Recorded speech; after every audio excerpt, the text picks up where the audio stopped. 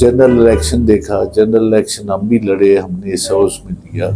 جو دشواریاں ہمیں پیش آئیں یا جو لوگوں کے ساتھ ہوا، لوگوں کو الیکشن نہیں لڑنے دیے گئے، لوگوں کے نشانات، پارٹیوں کی ایک پارٹی کے نشانات چھین لیے گئے، لوگوں کو بڑی ترغیبات دی گئی، گورنمنٹ فنڈز کا بے تحاشا استعمال کیا گیا، جو سرکاری طور پہ جنہیں سپورٹ کیا جا رہا تھا ان کے لیے پوری سرکاری مشینری جو ہے وہ ان کے ڈسپوزل پہ کر دی گئی. لیکن نتیجہ جو ہے اللہ کے فضل و کرم سے ان کے برعکس آیا. یہ الگ بات ہے کہ فارم 47 کچھ لوگوں کو دے کر انہوں نے اسمبلی میں ٹھونس تو دیا، لیکن اگر فارم 45 دیکھیں تو اللہ کے فضل و کرم سے وہ P T I us election کو واضح طور پر جیتی ہوئی ہے. عوام کے لیے کچھ نہیں سوچا جا رہا. سرکاری دفاتر ہیں بد نظمی کا شکار ہیں، سرکاری شعبے ہیں وہ بالکل نائب لوگوں کے ہاتھوں میں چلے گئے ہیں. کوئی کام کسی فیلڈ میں نہیں ہو رہا، نہ ہیلتھ کے شعبے میں ہو رہا ہے، نہ تعلیم کے شعبے میں ہو رہا ہے، نہ اور کسی شعبے کوئی کارآمد ثابت ہو رہا ہے. بلکہ سرکاری دفاتر تو میں سمجھتا ہوں کہ غربت کی مشینیں بن گئی ہیں، لوگوں کو غریب کرنے کی مشینیں بن گئی ہیں، لوگوں کو لوٹا جا رہا ہے سرکاری ادارے.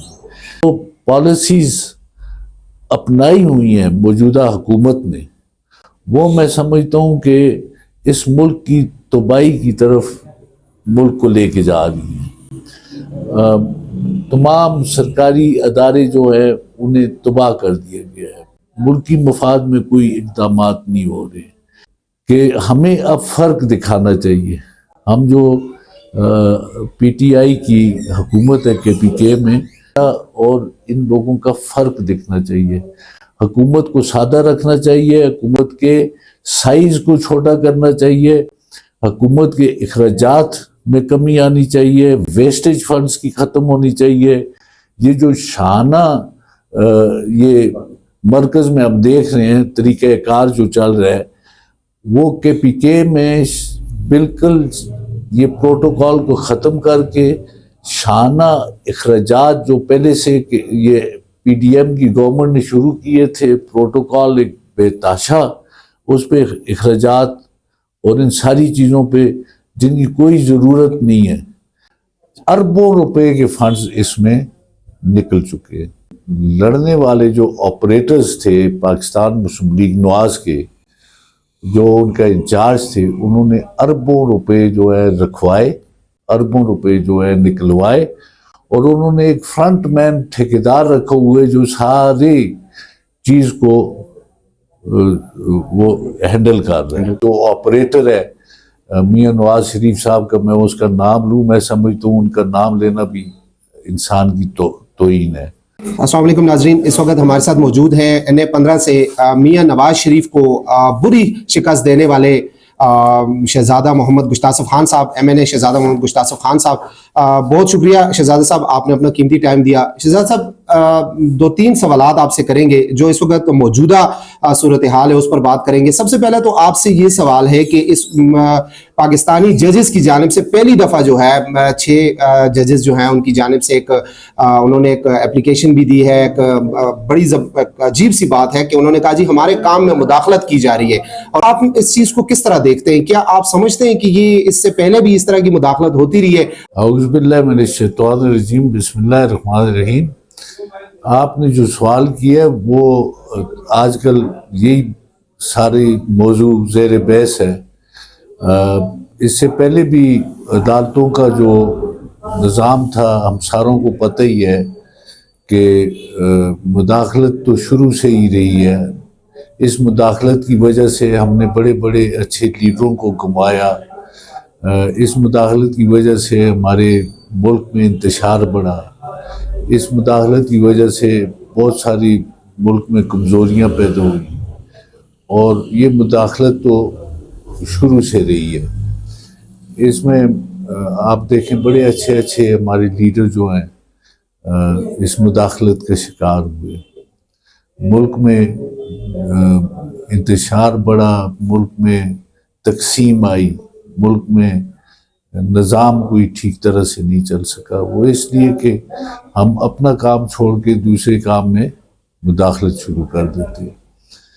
تو یہ عدالتی نظام کا پہلے سے بھی میں سمجھتا ہوں کہ کسی حکومت نے بھی اس کی طرف توجہ نہیں دی، لیجسلیشن کی طرف، ان چیزوں کی طرف جس سے کامن آدمی کو فائدہ ہوتا۔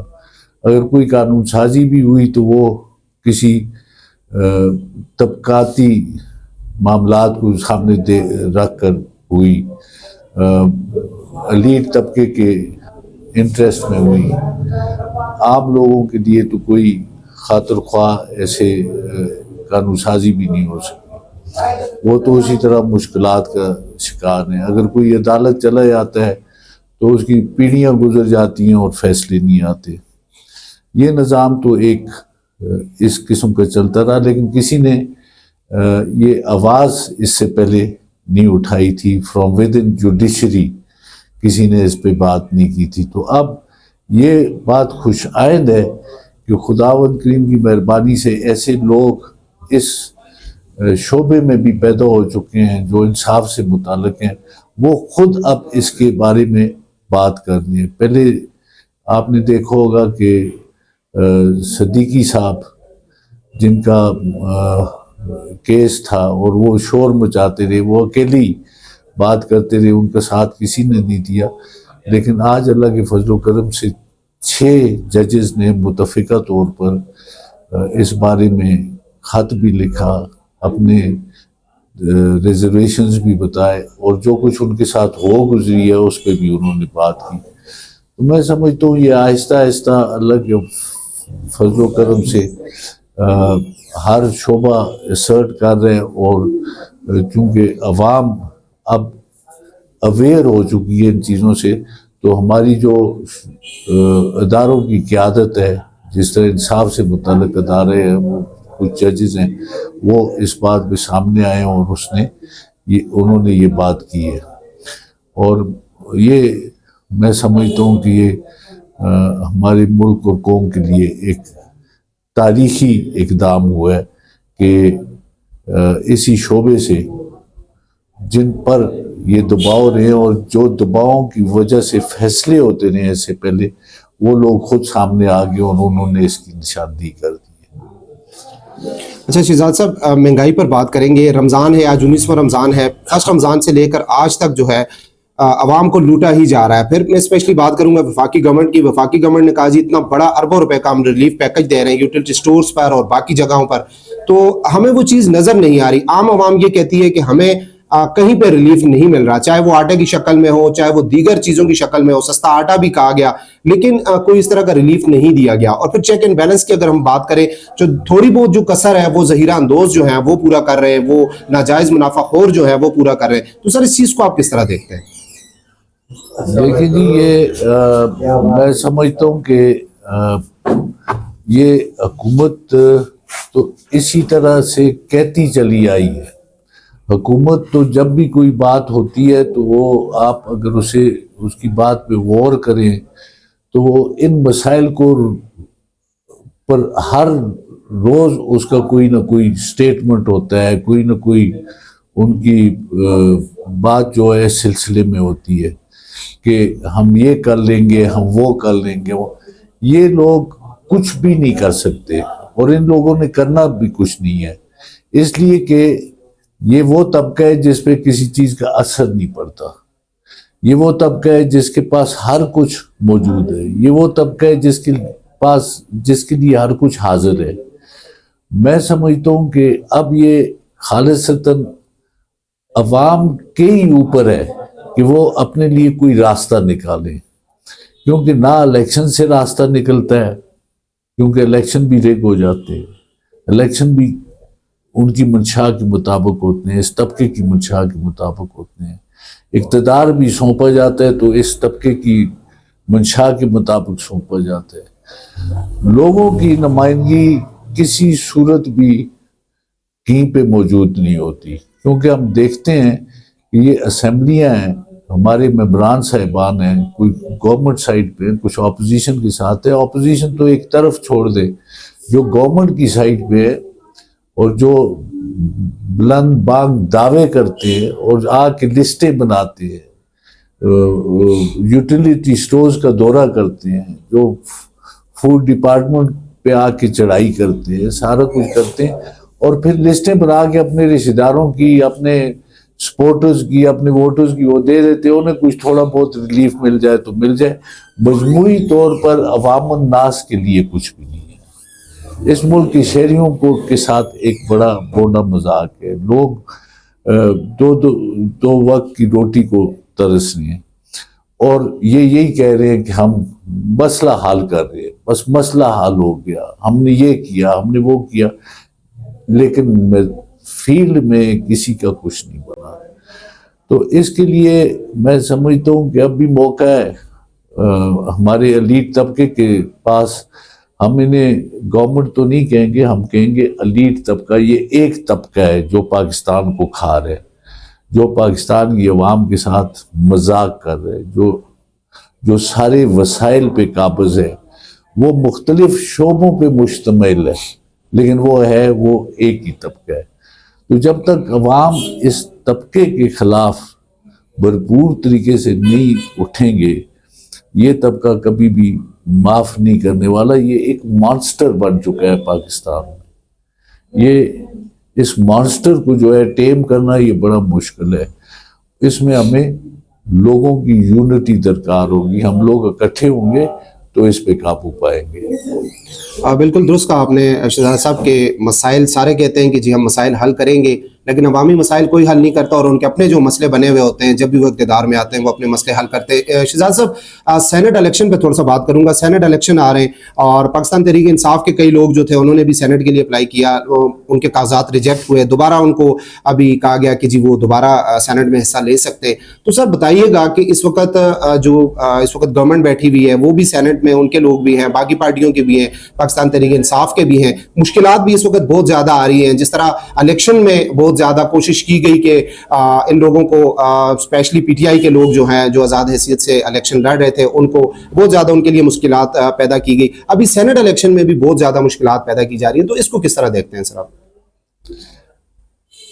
دیکھیں جی، ہم مجموعی طور پہ ہم دیکھتے ہیں، ایک پورا ہر چیز کا پورا ویو لیتے ہیں۔ کسی بھی شعبے کو آپ دیکھ لیں، اس میں یہی صورتحال بنی ہوئی ہے۔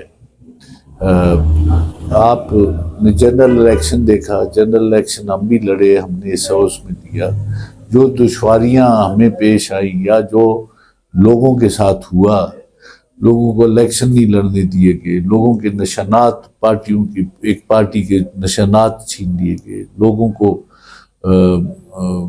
بڑی ترغیبات دی گئی، گورنمنٹ فنڈز کا بے تحاشا استعمال کیا گیا، جو سرکاری طور پہ جنہیں سپورٹ کیا جا رہا تھا ان کے لیے پوری سرکاری مشینری جو ہے وہ ان کے ڈسپوزل پہ کر دی گئی، لیکن نتیجہ جو ہے اللہ کے فضل و کرم سے ان کے برعکس آیا۔ یہ الگ بات ہے کہ فارم 47 کچھ لوگوں کو دے کر انہوں نے اسمبلی میں ٹھونس تو دیا، لیکن اگر فارم 45 دیکھیں تو اللہ کے فضل و کرم سے وہ P T I us election کو واضح طور پر جیتی ہوئی ہے۔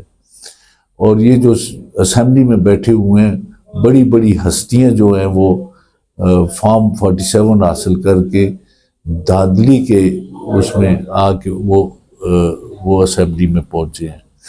اور اب جب وہ ججوں کی بات آتی ہے، وہ تو کہتے ہیں کہ اتنی دیر بعد ججوں کا ضمیر جاگا کہ انہوں نے آ کے کچھ سچ بتا دیا۔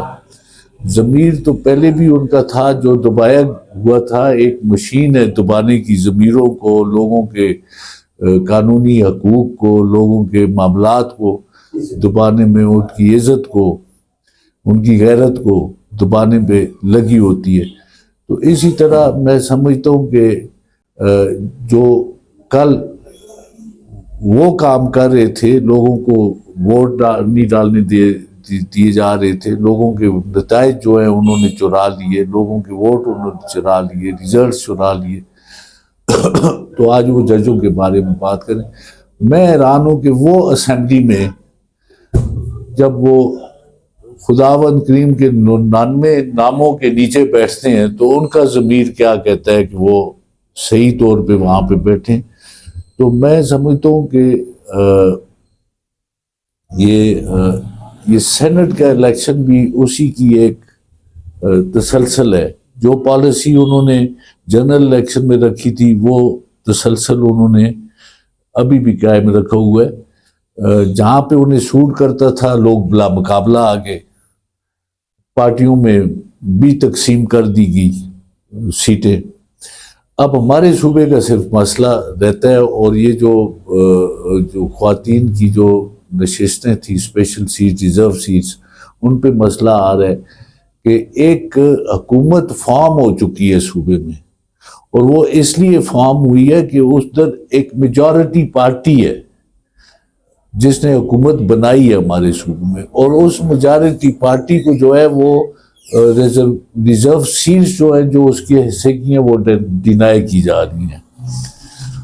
حکومت تو ان کے پاس ہے لیکن ان کا یہ حق نہیں ہے کہ وہ انہیں وہ جو ریزرو سیٹس میں ان کا کوٹا ہے انہیں دیا جائے. یہ سراسر میں سمجھتا ہوں ایک ناانصافی ہے اور اگر وہ اسے ریزسٹ کیا جا رہا ہے, اگر وہ حکومت کہتی ہے کہ ہمارا یہ حق ہے ہم اسے نہیں چھوڑیں گے اور یہ حلف ان کا حلف جو ہے وہ ناجائز ہوگا اور حلف سے وہ کنارہ کر دیں, تو ان پہ دباؤ ڈالا جا رہا ہے کہ وہ اس لیے یہ الیکشن کرائے کہ انہیں اضافی سیٹیں جو ہیں وہ کے پی کے میں اپوزیشن کو مل رہی ہیں جن سے ان کی تعداد بڑھ جائے گی اور جو جیتی ہوئی پارٹی ہے اس کی سیٹیں جو ہیں انہیں نہیں دی جائیں گی ڈینائی. تو میں سمجھتا ہوں یہ بلکہ یہ تو ایک گراس ایک سیاسی طور پر ایک اگر آپ مورل سینس میں آپ دیکھیں تو یہ ایک بہت بڑی جو ہے غلط بات ہو رہی ہے. تو اسی طرح آپ دیکھیں یہ اب بھی ہو رہا ہے, یہ پھر بھی ہوگا جب تک کہ لوگ اس بات کو ان باتوں کو سمجھ کر نہیں اٹھیں گے. اب میں تو ضروری یہ سمجھتا ہوں کہ اس وقت جو مسائل ہیں انہیں خوش اسلوبی سے حل اگر کیا جائے. سیاستدان تو اپنی سیٹوں کوئی سینٹ میں آنا چاہتا ہے, کوئی قومی اسمبلی میں آنا چاہتا ہے, کوئی وزارت لینا چاہتا ہے, کوئی حکومت بنانا چاہتا ہے اور دوسرے فریق کو وہ بالکل دیوار سے لگا کر جیلوں سے باہر نہیں نکلنے دے رہے اس لیے کہ انہیں اقتدار چاہیے. عوام کے لیے کچھ نہیں سوچا جا رہا. سرکاری دفاتر ہیں بدنظمی کا شکار ہیں, سرکاری شعبے ہیں وہ بالکل نااہل لوگوں کے ہاتھوں میں چلے گئے ہیں. کوئی کام کسی فیلڈ میں نہیں ہو رہا, نہ ہیلتھ کے شعبے میں ہو رہا ہے, نہ تعلیم کے شعبے میں ہو رہا ہے, نہ اور کسی شعبے کوئی کارآمد ثابت ہو رہا ہے. بلکہ سرکاری دفاتر تو میں سمجھتا ہوں کہ غربت کی مشینیں بن گئی ہیں, لوگوں کو غریب کرنے کی مشینیں بن گئی ہیں, لوگوں کو لوٹا جا رہا ہے سرکاری ادارے. تو یہ میں اس لیے نہیں کہہ رہا, میں تو اب ممبر ہوں قومی اسمبلی کا, اللہ نے مجھے بڑی مہربانی کی ہے. میں لوگ سوچ بھی نہیں سکتے تھے کہ اس سیٹ پہ کوئی عام آدمی مجھ جیسا ایک سفید پوش آدمی جو ہے اتنے بڑے آدمی کا مقابلہ کرے گا, لیکن اللہ کی ذات بہت بڑی ہے, سب کچھ اسی کی طرف سے ہوتا ہے. تو میں اتنا ہارڈ اینڈ فاسٹ میں ایکسٹریم نظریات نہیں رکھتا, میں متعدل قسم کا سیاستدان ہوں. لیکن جو پالیسیز اپنائی ہوئی ہیں موجودہ حکومت نے وہ میں سمجھتا ہوں کہ اس ملک کی تباہی کی طرف ملک کو لے کے جا رہی ہیں. تمام سرکاری ادارے جو ہیں انہیں تباہ کر دیا گیا ہے, ملکی مفاد میں کوئی اقدامات نہیں ہو رہے. ہاں ہم یہ دیکھ رہے میں نے تو کل میں نے اپنے کچھ ساتھیوں سے یہ بھی کہا تھا کہ ہمیں اب فرق دکھانا چاہیے. ہم جو پی ٹی آئی کی حکومت ہے کے پی کے میں نے اپنی سطح پہ بھی میں مشورہ دیتا ہوں اور میں آپ کے ذریعے بھی یہ بات کہوں گا کہ ہمارا اور ان لوگوں کا فرق دکھنا چاہیے. حکومت کو سادہ رکھنا چاہیے, حکومت کے سائز کو چھوٹا کرنا چاہیے, حکومت کے اخراجات میں کمی آنی چاہیے، ویسٹیج فنڈز کی ختم ہونی چاہیے. یہ جو شانہ یہ مرکز میں ہم دیکھ رہے ہیں طریقہ کار جو چل رہا ہے، وہ کے پی کے میں بالکل یہ پروٹوکول کو ختم کر کے شانہ اخراجات جو پہلے سے یہ پی ڈی ایم کی گورنمنٹ نے شروع کیے تھے، پروٹوکول ایک بے تحاشا، اس پہ اخراجات اور ان ساری چیزوں پہ جن کی کوئی ضرورت نہیں ہے. کہیں منسٹر جاتا ہے تو پہلے ہم بھی منسٹر رہ چکے ہیں، وہاں پہ تھانے ہیں، وہاں پہ اضلاع ہے، ان کی پولیسیں ہیں، وہ سیکیورٹی فراہم کر سکتی ہیں. کوئی خاص ایسے سیکیورٹیز کی ضرورت نہیں ہے. اور ہم لوگوں کو چاہیے کہ ہم سادہ رکھیں اپنی حکومت کو، جتنا پیسہ بچا کے ہم عوام پہ خرچ کر سکتے ہیں ہم خرچ کریں. جس طرح کہ عمران خان کی ایک ویژن تھا کہ سرکاری خزانہ جو ہے وہ ملک کے عوام پہ خرچ کیا جائے، ملک کے لوگوں پہ خرچ کیا جائے. اور پھر دوسرا، ہمیں پی ٹی آئی کی گورنمنٹ کو خاص کر کے انشاءاللہ ہم ہر سطح پہ یہ بات بھی کریں گے، ہم نے بہت تکلیفیں گزاری ہیں، ہم نے بڑے مشکل الیکشن جیتے ہیں، لیکن انشاءاللہ آپ دیکھیں گے ہم یہ کوشش کریں گے. اور میں دوسروں کو بھی یہ ایڈوائز کرتا ہوں، اپنی حکومت کو بھی ایڈوائز کرتا ہوں کہ ہم سے جن لوگوں نے برائی کی ہے ہم سیاسی طور پہ اس کا مقابلہ کریں گے، ہم ان سے ذاتی طور پہ کوئی انتقام نہیں لیں گے. ہم ان کے کارکنوں کو بھی کوشش کریں گے وہ ہماری طرف آئیں. جو لوگ ہمارے ساتھ اتفاق نہیں کرتے تھے وہ ہماری طرف آئیں. اس وقت عمران خان کی پاپولیرٹی حد پہ ہے، وہ اس لیے کہ دوسروں نے غلط کام کیے تو لوگ عمران خان کے ساتھ ہیں. اگر کوئی ایسا قدم اٹھائیں گے تو پھر ہمیں اس کا نقصان ہوگا. اس وقت 80% لوگ جو ہیں وہ حکومت مخالف ہیں، وہ حکومت سے الگ نظریہ رکھتے ہیں، وہ حکومت کی تجاوزات اور حکومت کی ناقص پالیسیوں کے خلاف ہے. غربت بڑھ رہی ہے، مہنگائی بڑھ رہی ہے، لوگوں میں کی قوت خرید ختم ہو چکی ہے، سرکاری ملازمین افراتفری کا شکار ہے، ملک افراتفری کا شکار ہے. تو اس میں سمجھتا ہوں کہ قوم جس لیڈر کے پیچھے کھڑی ہے اس کو نکالیں جیل سے، اس کے ساتھ بیٹھ کے بات کریں اور ایک ایسا سسٹم ملک میں لایا جائے جو لوگوں کو ڈیلیور کر سکے. صرف سیاسی لوگوں کو اور الیٹ طبقے کو پاکستان کی جو سروس صرف نہ کریں، وہ لوگوں کی سروس کریں، لوگوں کو ڈیلیور کریں. سو وائنڈ اپ کرتے ہیں، آخری سوال ہے، آپ نے ایک تاریخ رقم کی ہے جی NA-15 پر اور 3 بار کے وزیر اعظم جو ہیں ان کو بری طریقے سے شکست دی ہے. سر NA-15 کی میں بات کروں تو اس حلقے میں ترقیاتی کام نہ ہونے کے برابر ہے، انتہائی پسماندہ رکھا گیا ہے اس حلقے کو، سوائے 2-4 روڈوں کے جن پر سیاست کی جاتی تھی، باقی اس علاقے میں کوئی کام نہیں ہوا. عوام جو ہے بہت برے طریقے سے جو ہے وہ بہت زیادہ پریشان ہے. تو سر ابھی آپ منتخب ہوئے ہیں، لازمی بات ہے مرکز میں آپ کی گورنمنٹ نہیں ہے، لیکن آپ نے ایسا کیا سوچا ہوا، آپ کے لایا عمل کیا اس پہ اختیار کریں گے کہ اس علاقے میں ترقیاتی کام ہو؟ کیونکہ صوبے میں تو اس وقت پاکستان تحریک انصاف کی حکومت ہے اور اس علاقے میں دونوں MPs جو ہیں وہ بھی پاکستان تحریک انصاف کے ہیں، تو اس پہ کیا کہیں گے سر؟ آپ نے یہ بہت اچھا سوال کیا، میرے سے یہ رہ گئی تھی بات. یہ الیکشن کے دوران حلقہ آپ نے NA-15 کے بارے میں بات کی ہے، اربوں روپے کے فنڈز اس میں نکل چکے ہیں اور الیکشن لڑنے والے جو آپریٹرز تھے پاکستان مسلم لیگ نواز کے، جو ان کا انچارج تھے، انہوں نے اربوں روپے جو ہے رکھوائے، اربوں روپے جو ہے نکلوائے، اور انہوں نے ایک فرنٹ مین ٹھیکیدار رکھے ہوئے جو سارے چیز کو وہ ہینڈل کر رہے ہیں. میں اب وہ اتنا مشہور آدمی نہیں ہے کہ میں اس کا نام لوں، یا جو آپریٹر ہے میاں نواز شریف صاحب کا میں اس کا نام لوں. میں سمجھتا ہوں ان کا نام لینا بھی انسان کی توہین ہے. انہوں نے بے تحاشا فنڈز نکلوائے. اگر وہ فنڈز لگ جائیں، وہ تو الیکشن جیتنے کے لیے انہوں نے نکلوائے تھے، لیکن ان میں انہوں نے فنڈز ہضم بھی کر لیے ہیں. ایسی سڑکیں بھی بنائی ہیں جہاں پہ انہوں نے 500-600 کنال زمین کی پہ خریدی ہے، تو سڑک ادھر سے نام کیا ہے الیکشن کا، نواز شریف صاحب کے الیکشن کے لیے فنڈز درکار ہیں اور ہم فنڈز خرچ کر رہے ہیں کہ تاکہ نواز شریف صاحب جیت جائے وہاں سے. وہ فنڈز انہوں نے اپنی زمینوں کو ڈیولپ کرنے کے لیے لگائے، اور وہ ٹھیکیدار ان کا کوئی ٹھیکیدار ہے جو یہ کام سر انجام دے رہے ہیں.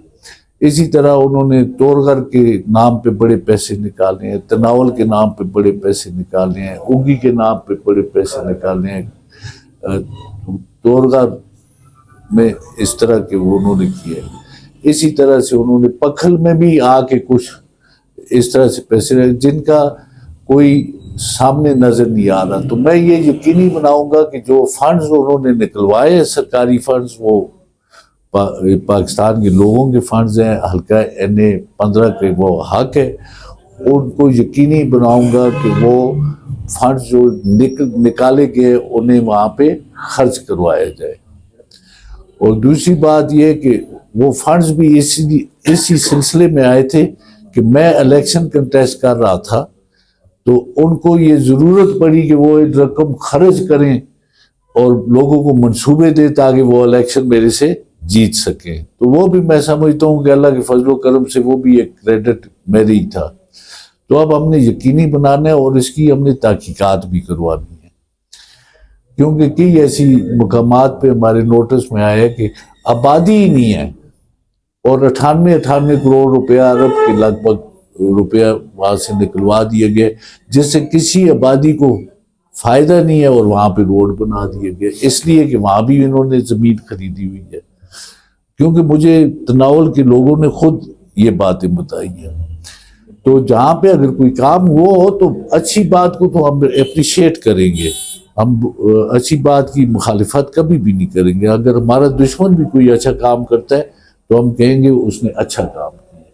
لیکن خرد برد، کرپشن، اس چیز کو کسی طور بھی برداشت نہیں کیا جائے گا. اور میں سمجھتا ہوں کہ اگر وہ فنڈز جو انہوں نے نکالے ہیں ان کو بھی اگر ہم نے ٹھیک استعمال کروا لیا یا انہیں مجبور کیا کہ وہ ٹھیک استعمال ہوں، کیونکہ مرکزی حکومت ان کی ہے، لیکن اللہ کے فضل و کرم سے ہم نے بات کرنے کا جرت خدا نے ڈالی ہوئی ہے. ہم اسمبلی میں یہ چیزیں اٹھائیں گے، ہم حکومت کے نوٹس میں لائیں گے، حکومت کی لوگوں کی دشواریوں کو ختم کروائیں گے. اب کچھ منصوبے تو ایسے ہوتے ہیں، اب میں سمجھتا ہوں کہ کچھ منصوبے بڑے ضروری ہیں. تورغر میں انشاءاللہ صوبائی حکومت سے مل کے وہاں پہ لائک محمد خان ہے، وہ بھی PTI کے ہیں، وہ انہوں نے بھی اپنے حلقے میں پہلے بھی کام کیے ہیں، اب بھی کر رہے ہیں. اسی طرح ہمارا اوگی سے تعلق رکھنے والا اکرام غازی، زاہد چنزیب، ہم سارے ایک حلقے میں آتے ہیں.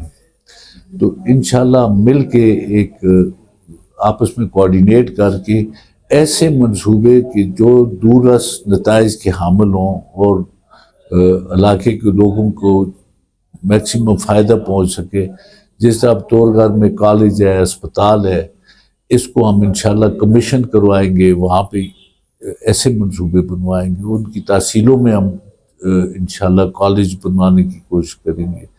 تناول ایک بہت بڑا علاقہ ہے، ہماری یہ کوشش ہوگی مانسرہ کو ڈویژن کا درجہ ملے اور تناول اور بالاکوٹ یہ 2 نئے ضلع بنے مانسرہ میں. اور یہ جب اپ گریڈ ہوں گے تو بہت سارے ادارے جو ہیں انشاءاللہ نئے بنیں گے، ملازمتیں نکلیں گی. اور ہماری یونیورسٹی کو انشاءاللہ ہم کوشش کریں گے، جو پہلے بھی ہم ہی لوگوں نے بنوائی تھی، اعظم سواتی تھے، میں تھا، ہم لوگوں نے مل کے بنائی تھی. تو ہماری یہ کوشش ہوگی کہ ہم اسے ایکسٹینڈ کروائیں.